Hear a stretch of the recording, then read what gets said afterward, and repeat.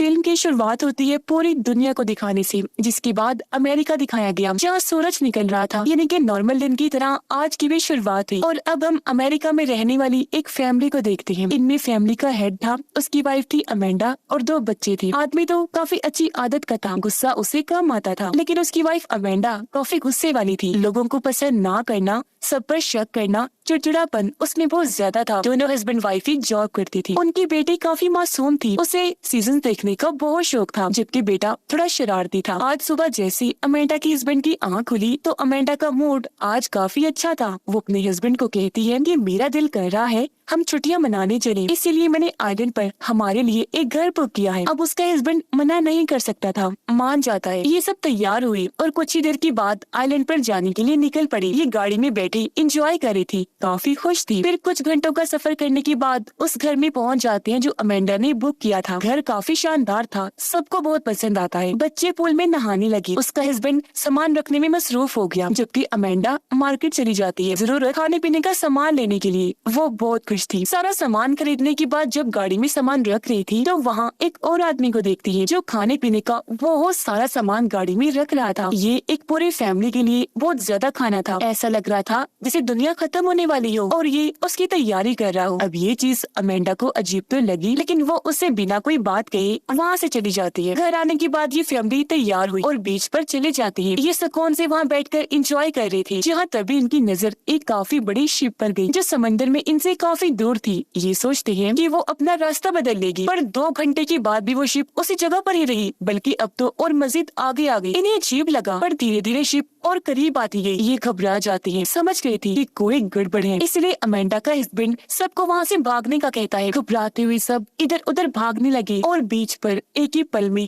हंगामा मच गया। शिप तो अभी भी नहीं रुकी, वो समंदर से बाहर ही आ गई, फिर बीच पर आकर रुक जाती है। ऐसा लग रहा था जैसे उसे कोई कंट्रोल ही ना कर रहा हो। ये हादसा बहुत अजीब था। कुछ ही देर में पूरे बीच को खाली कर दिया गया। एक गार्ड से इन्हें पता चला कि सिस्टम में किसी गड़बड़ी की वजह से ऐसा हुआ। ये न सिर्फ इस शिप के साथ बल्कि और भी कई सारी शिप्स के साथ हो चुका है। ये फैमिली यहाँ से सीधा घर गई। तब पता चला कि इंटरनेट भी नहीं आ रहा और तो टीवी पर भी कोई चैनल नहीं आ रहा था। ये अपने लिए ऑनलाइन खाना नहीं मंगवा सकती थी, इसलिए जो था वो ही खाकर अपना गुजारा करती है। रात को बच्चे सो गए, जबकि अमेंडा और उसका हस्बैंड नीचे शराब पी रही थी, जहाँ अचानक इनके दरवाजे पर दस्तक हुई। ये चौंक गई कि कौन हो सकता है। इन्होंने जब दरवाजा खोला तो सामने स्कॉट नाम का एक आदमी और उसकी बेटी खड़ी थी। दोनों हस्बैंड वाइफ काफी हैरान हुए, क्योंकि इस तरह किसी अजनबी का उनके घर आना काफी अजीब था। स्कॉट अमेंडा को कहता है, मैडम ये घर मेरा है, आपकी मुझसे ही बात हुई थी ऑनलाइन। पर अमेंडा को शक हो रहा था क्योंकि उनकी कॉल पर बात नहीं हुई थी। स्कॉट कहता है, क्या हम अंदर आ सकते हैं? जिस पर अमेंडा का हस्बैंड उन्हें घर के अंदर ले आया। स्कॉट उन्हें बताता है कि हम शहर में रहते हैं, पर वहाँ अचानक पावर चली गई है, हर जगह अंधेरा छा गया है। मैं आप लोगों से ये कहना चाहता हूँ कि मुझे पता है आप यहाँ छुट्टियाँ मनाने आए हैं, आप लोगों ने पैसे दिए हैं, तो हम आपको जाने के लिए नहीं कह रहे, बस हम भी यहाँ रहना चाहते हैं। आपको तंग नहीं करेंगे, बेसमेंट में ही सो जाएंगे, यहाँ तक कि मैं आप लोगों को पैसे भी दे दूंगा। और अब वो उनके $1000 वापस कर देता है। अमेंडा के हस्बैंड को तो उन पर कोई शक नहीं था, वो मान गया कि ये लोग यहाँ रह नहीं। पर अमेंडा इतनी आसानी से मानने वाली नहीं थी। वो उनसे कहती है, ये सोच मैं आपको यहाँ रहने की इजाजत नहीं दे सकती, क्योंकि अजनबियों के साथ रहने में मुझे मसला है। पर जब दोनों हस्बैंड वाइफ अकेले में बात करने गई तो अमेंडा कहती है कि मुझे उन पर शक है, वो यहाँ गलत इरादे से आई हैं। उसका हस्बैंड कहता है कि वो मुसीबत में है, हमें उनकी मदद करनी चाहिए, मुझे नहीं लगता कि वो हमें कोई नुकसान पहुँचाएंगे। अच्छा एक काम करते हैं, आखिरी बार मैं उनसे बात करता हूँ, मुझे अगर कहीं भी कोई गड़बड़ी लगी तो मैं उन्हें यहाँ से जाने का कह दूंगा। इसलिए ये लोग एक बार फिर उनसे बात करने लगते हैं। स्कॉट काफी अच्छे से इनसे बात करता है। ये नहीं लग रहा था कि वो कोई खतरनाक आदमी है, बल्कि वो तो अंदर से थोड़ा घबराया हुआ था। इन्हें जब यकीन हो गया तो अमेंडा मान जाती है। तभी स्कॉट की बेटी टीवी चलाती है, हर जगह बस इमरजेंसी ब्रॉडकास्ट लिखा आ रहा था। इससे ये बात तो साफ हो गई कि स्कॉट सच कह रहा था कि पावर चली गई, ना इंटरनेट आ रहा था और ना ही कोई चैनल चल रहा था। इन लोगों को पक्का यकीन हो गया था कि सच में कोई गड़बड़ जरूर है। सारे बिगड़ते हालात इन्हें उलझन में डाल रही थी। स्कॉट एक गवर्नमेंट ऑफिसर था, इसीलिए उसे कहीं ना कहीं शक था कि सूरत हाल क्या है। यही वजह थी कि परेशानी उसके चेहरे से साफ नजर आ रही। अगली सुबह अमेंडा की बेटी कहती है, मामा मैंने अगला एपिसोड देखना है, इंटरनेट नहीं आ रहा, आप कुछ करें। अब जब अमेंडा ने अपना फोन चेक किया तो वहाँ कुछ इमरजेंसी खबरें आई हुई थी। वो जैसे ये अपने हस्बैंड को दिखाती है वो गायब हो गई। उसका हस्बैंड कहते हैं कि शायद पूरे सिस्टम को किसी ने हैक कर लिया है, जबकि अमेंडा को बस एक ही फिक्र थी कि हमारे घर में 2 अजनबी हैं। अमेंडा का हस्बैंड कहते हैं कि मैं जरा बाहर जा रहा हूँ, शायद वहाँ कोई बता दे कि ये सब क्या हो रहा है। उसके जाने के बाद स्कॉट और उसकी बेटी भी जा गए। जब बाहर आई तो अमेंडा उन्हें भी बता देती है कि मेरे मोबाइल पर इमरजेंसी खबरों का नोटिस आया था, जो सुनकर स्कॉट काफी चौंक गया। फिर अमेंडा परेशान होते हुए कहती है कि क्या हालात काबू हो रहे हैं। स्कॉट मुस्कुरा कर कहता है कि नहीं, मुझे उम्मीद है जल्द सब कुछ ठीक हो जाएगा। वो फिर उन्हें बताता है कि काफी सालों पहले भी इस तरह के हालात हुए थे, वो एक वायरस की वजह से था जो 2 लड़कों ने फैलाया था, और मेरे ख्याल से ये जो चल रहा है इतना बड़ा मसला नहीं है, इसका भी कोई हल निकल आएगा। अब स्कॉट को देखने से साफ लग रहा था कि वो इन्हें तसल्ली दे रहा है, क्योंकि वो नहीं चाहता था कि ये फैमिली और मेरी बेटी डर जाएं। पर हालात को देखने से अंदाजा हो गया कि कोई बहुत बड़ी गड़बड़ थी। स्कॉट की वाइफ प्लेन से कहीं जाने वाली थी, इसलिए स्कॉट और उसकी बेटी को काफी फिक्र थी, क्योंकि कोई भी सिस्टम नहीं चल रहा था, तो उन्हें घबराहट हो रही। अमेंडा की बेटी जब बाहर अकेली थी तो यहाँ पर कुछ हिरन आ जाते हैं, जो एक एक करके सैकड़ों की तादाद में वहाँ आकर खड़े हो जाते हैं। ये बात भी काफी अजीब थी, क्योंकि जानवर कभी भी इस तरह का बर्ताव नहीं करते। मदद के लिए स्कॉट अपने पड़ोसी दोस्त के घर जाता है, पर वहाँ सामान बिखरा पड़ा था, घर में कोई था भी नहीं। अमेंडा का हस्बैंड जब रास्ते में था तो जीपीएस ने काम करना बंद कर दिया था, जिस वजह से वो रास्ता भटक गया। अचानक उसकी गाड़ी के पास एक घबराई हुई औरत आई, जो रोते हुए मदद मांगने लगती है कि मैं 2 दिन से घर का रास्ता भटक चुकी हूँ, मुझे किसी को कॉल करनी है, मेरी मदद कर दो प्लीज। लेकिन वो इतना घबराई हुई थी कि अमेंडा का हस्बैंड भी परेशान हो जाता है, बिना उसकी कोई मदद किए वहाँ से निकल जाता है। थोड़ा आगे चलने पर उसे प्लेन की आवाज आई। इसने जब पीछे मुड़कर देखा तो बिल्कुल पीछे प्लेन वहाँ लाल रंग की कोई चीज गिरा रहा था। अमेंडा का हस्बैंड घबरा गया, गाड़ी भगाने लगा, पर जब प्लेन पास आया तो पता चला कि वो लाल रंग की चीज दरअसल लाल पेपर्स थी, जिस पर फारसी जुबान में कुछ लिखा हुआ था। स्कॉट को पता था कि मेरे दोस्त के पास सैटेलाइट सिग्नल्स वाला फोन है, इसीलिए वो अंदर जाकर उस फोन को ले लेता है, इस उम्मीद के साथ कि शायद ये काम कर जाए। अमेंडा के बच्चे इस सबसे अनजान जंगल में चले जाते हैं। उन्हें वहाँ एक कैबिन मिला, जिसके अंदर ये दोनों चले गए, पर यहाँ कोई भी नहीं था। अमेंडा की बेटी ने अपने भाई को हिरन वाली बात बताई, लेकिन उसे यकीन नहीं हुआ। उल्टा वो उसे डराने के लिए डरावनी कहानी सुनाने लगता है, जिसके बाद ही वहाँ से निकल आए। स्कॉट उधर सैटेलाइट फोन चलाने की कोशिश कर रहा था, पर वो भी काम नहीं कर रहा था, क्योंकि कुछ देर पहले हमें आसमान में दिखाया गया कि अमेरिका के सैटेलाइट ने अपना रुख बदल लिया है। तो यही वजह है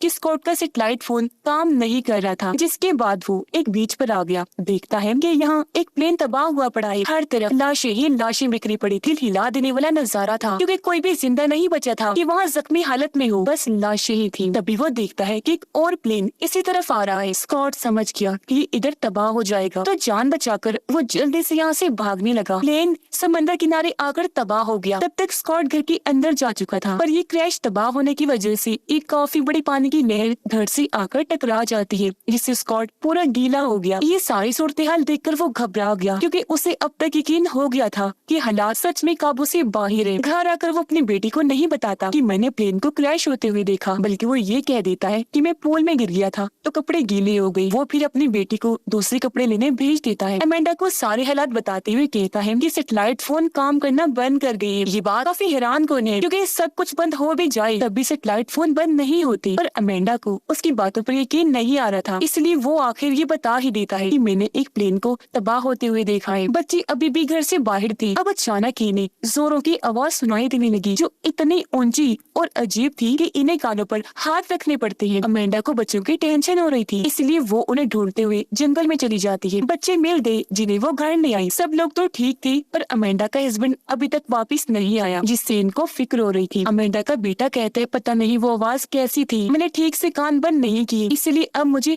अजीब सा महसूस हो रहा है। बच्चों को कमरे में भेजने के बाद अमेंडा स्कॉट से पूछती है कि बताओ वो चीज क्या थी जिसकी आवाज आई थी। मुझे पता है कि तुम इस बारे में जानते हो। स्कॉट कहते हैं कि ये ना कोई प्लेन की आवाज थी और ना ही बॉम्ब की। मेरे हिसाब से ये कोई आवाज की लहर वाला हथियार था। ये लोग काफी परेशान हो जाते हैं। अमेंडा कहती है, मुझे अपने हस्बैंड की फिक्र हो रही है, न जाने वो कहाँ रह गई। जिसके बाद वो इन्हें बताती है कि मैंने 2 दिन पहले मार्केट में एक आदमी को देखा था। वो ढेर सारा खाना और पीने का पानी अपनी गाड़ी में रख रहा था। मेरे हिसाब से उसे पता था कि ये सब होने वाला है, इसीलिए वो पहले ही सबकी तैयारी कर रहा था। ये सुन स्कॉट बताता है कि वो मेरा दोस्त है, उसे पहले ही इन हालात का अंदाजा हो जाता है, तो इन सब से निपटने के लिए की वो पहले ही तैयारी कर लेता है। तभी यहाँ अमेंडा का हस्बैंड भी आ गया, जो बहुत ज्यादा डरा हुआ था। वो इन्हें लाल कागज देते हुए बताता है कि ये एक प्लेन नीचे फेंक रहा था। अब अमेंडा के बेटे ने यहाँ लिखे गए एक लफ्ज को पहचान लिया था, क्योंकि ये लफ्ज उसने एक गेम में देखा था। उसका मतलब था अमेरिका की मौत। बाकी क्या लिखा था ये बात वो समझ नहीं पाता। अब इस बात में कोई शक भी नहीं था कि अमेरिका को खत्म करने के लिए यहाँ पर किसी ने हमला कर दिया था। किसने किया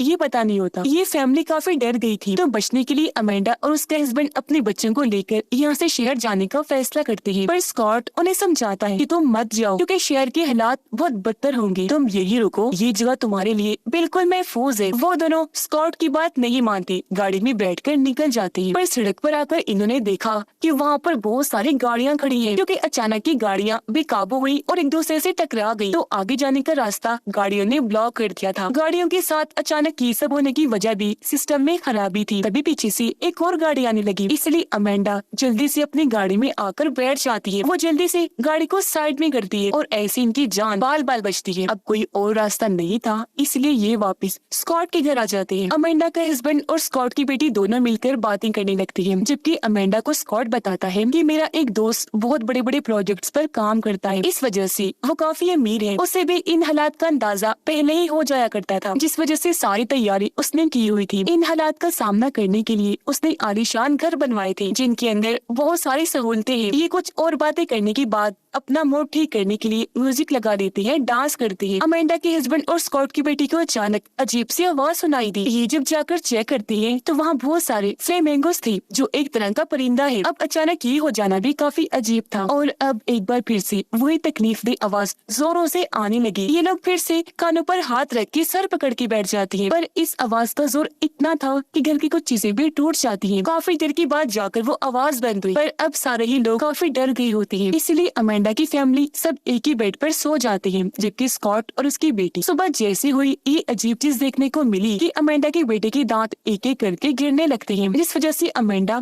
और उसके हस्बैंड काफी घबरा गई। समझ ही नहीं आ रही थी कि आखिर यहाँ चल क्या रहा है। अब तो हदें ही पार हो रही थी। उनकी समझ से बाहर था कि अब हम क्या करें। मदद के लिए किसी को फोन भी नहीं कर सकते। स्कॉट अमेंडा को कहता है कि वो आदमी जिसे तुमने ढेर सारा सामान खरीदते हुए देखा था, यानी मेरा दोस्त, वो यहाँ पास ही में रहता है। मुझे यकीन है कि उसके पास बहुत सारा सामान है, तो उसके पास हमें कोई दवाई मिल सकती है जो हम तुम्हारे बेटे को दे देंगे। इसलिए अब अमेंडा के बेटे को लेकर उसकी डैड और स्कॉट उस दोस्त के घर जाते हैं। जब ये वहाँ पहुंची तो उसका दोस्त घर के अंदर था, उसके हाथ में गन थी। वो कहता है कि गाड़ी कुछ दूरी पर खड़ी कर दो, हम फिर बात करते हैं। स्कॉट उसके इस बर्ताव पर हैरान था, क्योंकि दोनों पहले दोस्त हुआ करते थे, पर अब उसका दोस्त पूरी तरह से बदल गया था। ऐसा लग रहा था जैसे जिंदा रहने के लिए इंसानों के बीच जंग शुरू हो गई हो। स्कॉट उससे मदद मांगता है। अमेंडा का हस्बैंड उससे बताने लगा कि मेरे बेटे के साथ अजीब हो रहा है, वो उल्टियाँ कर रहा है, साथ ही उसकी दांत भी झड़ रही है, इसमें आप कुछ कर दीजिए प्लीज। जिस पर स्कॉट का दोस्त कहता है कि दांत गिरना कोई बड़ी बात नहीं है, ये और भी कई सारे लोगों के साथ हो चुका है। तेज आवाज जो बार बार सुनाई देती है वो सीधा दिमाग पर असर करती है, उसकी वजह से हुआ होगा। तो इस सिलसिले में मैं आप लोगों की कोई मदद नहीं कर सकता, अब जाओ यहाँ से। स्कॉट को काफी हैरत हुई। वो कहता है ये तुम कैसी बातें कर रहे हो, भूल गए हम दोस्त हैं। उसने जवाब दिया वो सारी बातें पुरानी हो चुकी है स्कॉट, और अब सब कुछ बदल चुका है। हम लोगों पर हमला हो चुका है, यहाँ एक जंग छिड़ गई है, और मुझे जो ठीक लगेगा मैं वही करूँगा। मैं अपनी फैमिली को बचाना चाहता हूँ और तुम अपनी, तो बताओ मैं क्या करूँ। इस बात पर स्कॉट को गुस्सा आ गया। दोनों के बीच बहस छिड़ गई, जो इतनी बढ़ गई कि ये एक दूसरे पर गन तान लेते हैं। पर अमेंडा का हस्बैंड इनके बीच में आकर दोनों को समझाता है। फिर स्कॉट के दोस्त से मिन्नतें करने लगा कि प्लीज हमारी मदद कर दो, अगर आप मेरी जगह होते तो क्या करते, मैं तो आपकी मदद कर देता, मैं आपको पैसे भी देने को तैयार हूँ। ये सुनकर स्कॉट का दोस्त कहता है कि जब दुनिया ही नहीं रहेगी, गवर्नमेंट नहीं रहेगी, कोई कानून ही नहीं रहेगा, तो ये पैसा किस काम आएगा। और अब यहाँ वो इनकी मदद कर देता है, इन्हें अमेंडा के बेटे के लिए दवाई दे देता है। पर उसने ये भी बताया कि ये काम मेरे ख्याल से कोरियंस का है या चाइनीज का है, या फिर ईरान का भी हो सकता है, या फिर किसी और दुश्मन मुल्क का, क्योंकि अमेरिका ने इतने सालों में बहुत सारे दुश्मन बना दिए हैं, जो सब एक होकर अमेरिका के खिलाफ खड़े हैं। पर यहाँ किसी के पास भी सही जानकारी नहीं थी। फिर अब दवाई लेने के बाद अमेंडा का हस्बैंड और स्कॉट गाड़ी में बैठ जाते हैं। यहाँ स्कॉट उसे बताता है कि सारे हालात को देखकर मैं पहले ही समझ गया था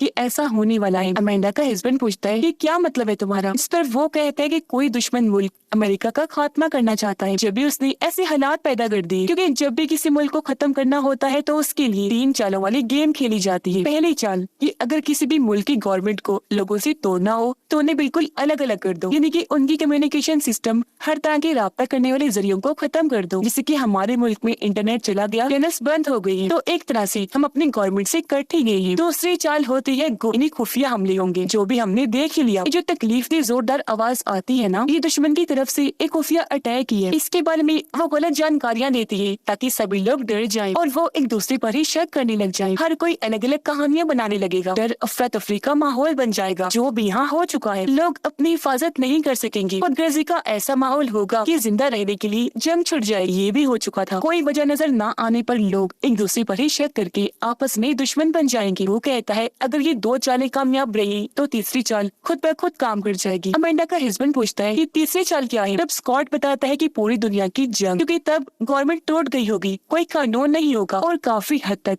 ये चीज भी हो चुकी थी। उधर अमेंडा की बेटी काफी देर से मिल नहीं रही थी, इसलिए अमेंडा और स्कॉट की बेटी उसे ढूंढने जाती है। वो जब जंगल वाले कैबिन में थी तो इन्हें बाहर से आवाज आने लगी, और अब जब स्कॉट की बेटी बाहर जाकर देखती है तो वहाँ ढेर सारे हिरन आकर खड़े हो गए थे। अमेंडा उनके सामने आकर चिल्लाने लगी, जिससे सारे हिरन वहाँ से भाग जाते हैं। अब अमेंडा का ध्यान शहर की तरफ गया, जहाँ बम धमाके हो रही थी। वहाँ पूरी तरह जंग का माहौल बन गया था। लोगों के चिल्लाने की आवाजें आ रही थी, जिसका मतलब था कि ये लोग जहाँ पर थे वो महफूज जगह थी। शहर में कानून न होने की वजह से लोगों ने एक दूसरे को मारना, लूटना और गलत काम करना शुरू कर दिए थे, क्योंकि जब गवर्नमेंट और कानून टूटता है तो यही सब होता है। जिसके बाद हम अमेंडा की बेटी को देखते हैं, जो उस घर में थी जिसका जिक्र स्कॉट ने किया भी था, यानी जो उसका अमीर दोस्त था। जो जगह इतनी महफूज थी कि वो हिफाजती बंकर की तरह काम कर रही थी। यहाँ जरूरत की हर चीज थी, जैसे यहाँ ढेर सारा खाना था, पावर थी, इंटरनेट भी इस जगह पर चल रहा था। इसके अलावा डीवीडी और कई सारी सीडीज थी। और क्योंकि उसकी पसंदीदा सीजन का आखिरी एपिसोड रह गया था, इसलिए वो वहाँ बैठकर वो देखने लग जाती है। आखिर में पता चला कि सच में बहुत सारे मुल्कों ने मिलकर अमेरिका पर हमला कर दिया था, क्योंकि वो अमेरिका को पूरी तरह मिटाना चाहते थे। और रही बात तेज आवाज हिरन के बर्ताव की, वो खुफिया हमलों की वजह से हो रहा था। और अब अमेंडा की बेटी को एक बहुत परफेक्ट जगह मिल गई थी, जहाँ ये पूरी फैमिली हमेशा आराम से रह सकती है। इसी के साथ ये फिल्म भी इधर ही खत्म हो जाती है।